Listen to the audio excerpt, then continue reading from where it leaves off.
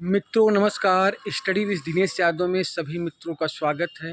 मित्रों, आज मैं एजुकेशन से हट करके वैश्वीकरण के इस दौर में सोशल मीडिया का हमारे और आपके जीवन में पड़ता प्रभाव, उस पर मैं वीडियो बनाने जा रहा हूँ। मित्रों, आज के दौर में चाहे भारत चाहे पूरे विश्व में देख लीजिए आप लोग, सोशल मीडिया हमारे और आपके जीवन को इतना तेज़ी से प्रभावित कर रहा है कि पूछिए मत। लोग, अभी एक सर्वे आया है ब्रिटेन का, एक व्यक्ति दिन में कम से कम 80 बार मोबाइल को जो है ओपन करता है। और सोशल मीडिया से हमें बहुत सी अच्छी अच्छी जानकारियाँ मिलती हैं, ऐसी बात नहीं है, बहुत जानकारियाँ मिलती हैं, अच्छे नॉलेज मिलते हैं, लेकिन उसके दुष्प्रभाव भी हैं।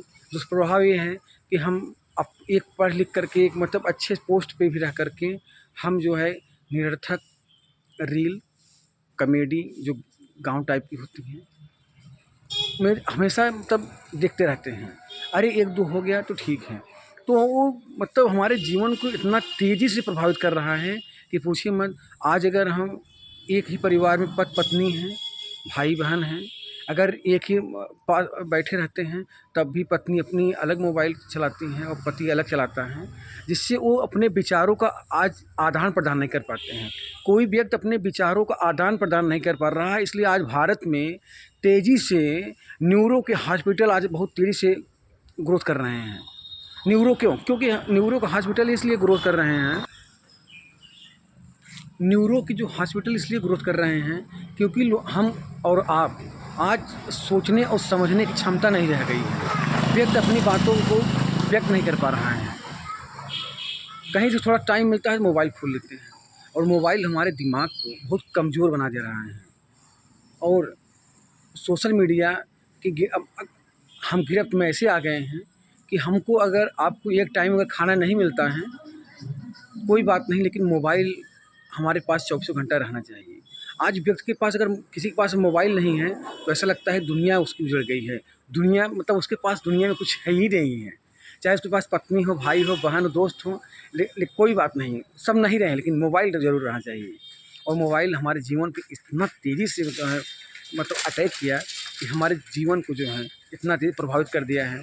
इसके बताया तो मैं, इसके फ़ायदे भी हैं, मतलब अगर 30% फ़ायदे हैं सोशल मीडिया के, तो 70% इसके नुकसान हैं मित्रों।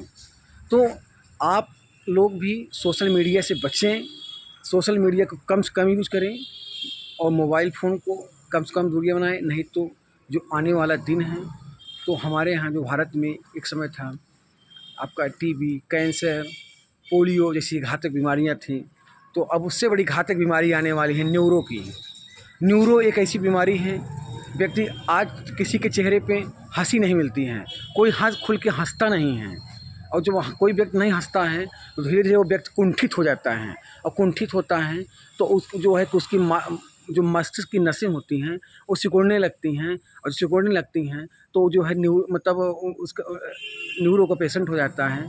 और आज प्रयागराज से लेकर के दिल्ली हर जगह बड़े बड़े डॉक्टर न्यूरो के हैं। और न्यूरो कोई बीमारी नहीं है, बस यही बीमारी है हमारी सोचने जो समझने की क्षमता कम हो रही है। हम भविष्य को लेकर के बहुत चिंतित हो जाते हैं, और जो है कि दिन भर जो है मोबाइल फ़ोन, लैपटॉप या आईफ़ोन पे लगे रहते हैं। इससे जो है हमारी आँखें भी प्रभावित होती हैं, मस्तिष्क भी हमारा प्रभावित होता है, क्योंकि जो किरणें निकलती हैं मोबाइल से, अल्ट्रा वाले, वो जो हमारे सीधा मस्तिष्क को प्रभावित करती हैं। और हमको और आपको सोते समय रात को भी मोबाइल को दूर रख करके ही सोना है मित्रों। तो इसलिए मेरा वीडियो बनाने का उद्देश्य यह है कि आप लोग सोशल मीडिया से दूरी बनाइए। एक अच्छा जीवन अगर जीना है, स्वस्थ रहना है, तो मोबाइल को कम से कम यूज़ करें और ज़रूरत की मतलब चीज़ें देखें। अगर खाली आप हो रहे हैं, अगर वर्किंग टाइम से अगर कहीं टाइम पा रहे हैं तो पेपर को पढ़िए। आज का जो युवा दौर है, जो युवा वर्ग है, वो तो किताबें पढ़ना ही नहीं चाहता, मैगज़ीन पढ़ना ही नहीं चाहता। अगर आप मैगज़ीन पढ़ेंगे तो इससे आपके माइंड का डेवलप होता है। आप किताबें पढ़िए, आप पार्क में घूमिए, आप जो है मतलब 4-10 लोगों से मिलिए, हंसिए, बात करिए। इससे अपने विचारों का आदान प्रदान करेंगे तो इससे आपके मस्तिष्क का विकास होगा। लेकिन आज देखता हूँ मैं, प्रयागराज के हॉस्टलों में भी लड़के जैसे ही खाना खाते हैं मोबाइल लेकर बैठ जाते हैं। मतलब पहले क्या था, आज 2015 के पहले अगर बच्चे खाना खा करके छत पे एक दूसरे से कन्वर्सेशन करते थे, यहाँ प्रयागराज में और दिल्ली में चाय की दुकानों पे पढ़ाई होती थी, लेकिन आज वो स्थिति नहीं रह गई है। आज जो है बच्चा अगर कहीं भी खड़ा है, चाय पी रहा है तो भी मोबाइल देख रहा है, मतलब एक दूसरे से कोई बात नहीं करना चाहता है। बच्चे सीमित हो गए हैं, ट्रेन में भी अगर ट्रेन में सफ़र कर रहे हैं तो भी मोबाइल चला रहे हैं, वहाँ भी सीमित हो गए हैं। इससे हमारा माइंड जो है बहुत सीमित हो गया है, और सीमित होने का कारण है हम न्यूरो के पेशेंट बनते जा रहे हैं।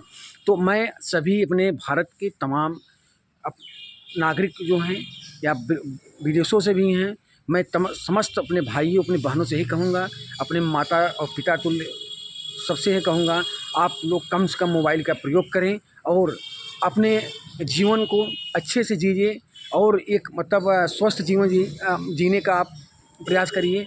ना कि आप सोशल मीडिया के अगर दिन भर आप देखते रहेंगे रील और कॉमेडी, तो जीवन एक कॉमेडी बन जाएगी, और आपके जीवन का जो एक अमूल्य टाइम है वो रील बन के रह जाएगा। जैसे रील 30 सेकंड 40 सेकंड का होता है, तो वैसे आपका जीवन 30 से 40 साल तक ही रहेगा मित्रों। अगर एक अच्छा जीवन, लंबा जीवन जीना है तो स्वस्थ और रहना पड़ेगा। स्वस्थ रहने के लिए आपको मोबाइल, सोशल मीडिया से दूरी बनाइए। आप मैगज़ीन पढ़िए, किताबों को पढ़िए, और मतलब धार्मिक ग्रंथों को पढ़िए, जो है जिससे हमारा नॉलेज को ग्रोथ हो।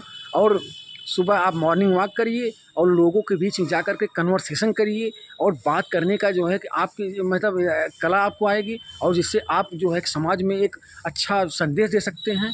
तो मैं सभी से यही आग्रह करूंगा कि सोशल मीडिया पे कम से कम बने रहें। आज मैं देखता हूं कम पढ़े लिखे लोग भी मतलब गांव में इतने कॉमेडी बनाते हैं, और एक पढ़ा लिखा व्यक्ति जो है इतने प्यार से कॉमेडी देखता है, कॉमेडी देखते देखते उसकी जीवन कॉमेडी बन जाती है। तो कॉमेडी अपने जीवन मत बनाइए, रील मत बनाइए। आप अपने जीवन को अपने अच्छा जीवन बनाइए, और अपने उज्ज्वल भविष्य के लिए आप जो है कि अपने स्वास्थ्य का ध्यान रखिए। बहुत बहुत धन्यवाद।